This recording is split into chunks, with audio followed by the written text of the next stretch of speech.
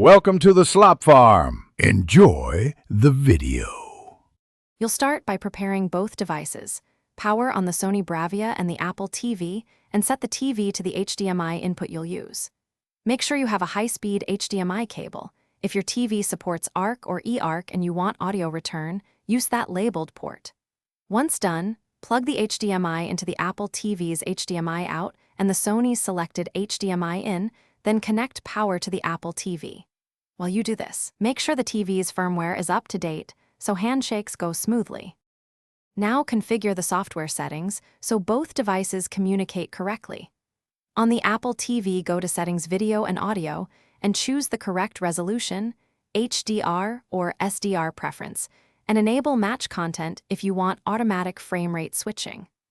On the Sony Bravia, set the HDMI input signal format to Enhanced or UHD if you're using 4K, and enable HDMI CEC Bravia Sync, so your TV remote can control Apple TV. Once the settings are applied, test basic navigation and a short video clip to confirm video and audio handshake. Finish by verifying playback, audio routing, and remote control behavior. Play a 4K HDR clip to confirm picture and test Siri voice commands. If audio isn't heard, make sure the Sony's audio output is set correctly between TV speakers, ARC receiver, or external soundbar.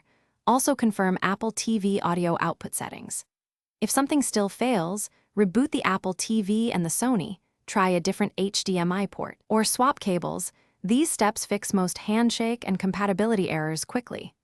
One key troubleshooting tip: enable and disable HDMI CEC after a restart to reset control links. Thanks for watching.